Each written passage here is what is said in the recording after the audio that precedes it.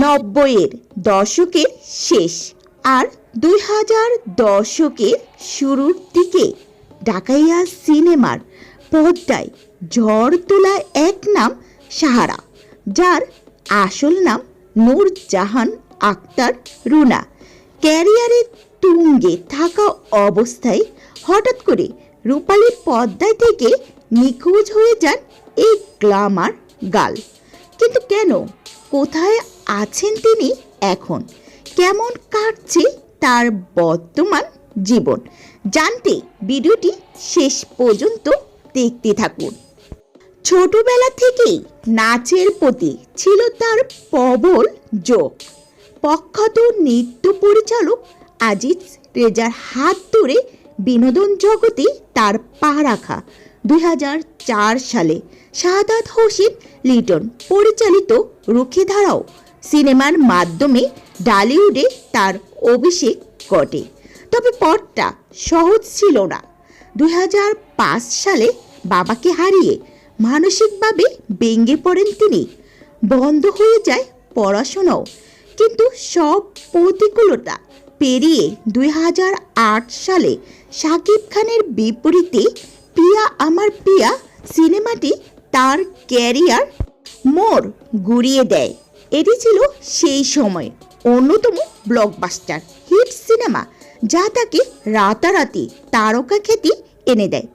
এরপর একে একে উপহার দেন বস নাম্বার 1, খোদার পরে মা, ঢাকা টু বোম্বের মতো প্রায় 50টিরও বেশি জনপ্রিয় সিনেমা। যখন ক্যারিয়ারের সুবর্ণ সময় পার করছিলেন তিনি, ঠিক তখনই সাহারার ব্যক্তিগত জীবনে আসে বড় পরিবর্তন। ঢাকা টু বোম্বে সিনেমার প্রযোজক মাহবুবুর রহমানের মনিরের সাথে প্রেমের সম্পর্কে জড়ান তিনি। দুই পরিবারের শুরুতে কিছুটা দ্বিমত থাকলেও দীর্ঘ 3 বছর প্রেমকে পূর্ণতা দিয়ে 2015 সালে মে মাসে তারা বিবাহ বন্ধনে আবদ্ধ হন। আর বিয়ের পরপরই সবাইকে অবাক করে দিয়ে লাইমলাইটের জলকানে আর ক্যামেরার আলো থেকে নিজেকে চিরতরে গুটিয়ে নেন সাহারা।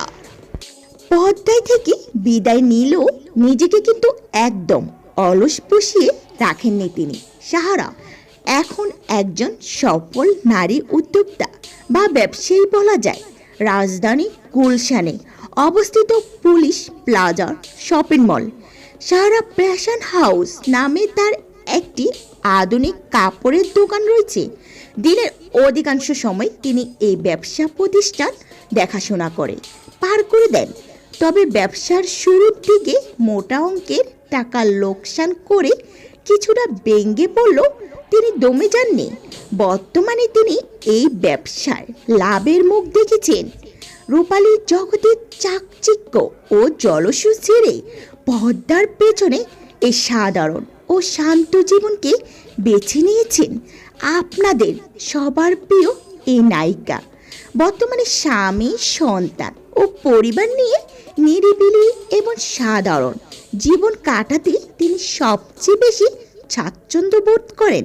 রূপালী পর্দায় আর ফিরে না আসলেও বাস্তব জীবনে এই নতুন ইনিংসে তিনি সুখে ও শান্তিতে থাকুক ভক্ত হিসাবে এটিই আমাদের কাম্য। তো ভিউয়ার্স, নায়িকা সাহারার কোন সিনেমাটি আপনাদের সবচেয়ে বেশি ভালো লেগেছিল কমেন্ট বক্সে লিখে জানিয়ে দিন।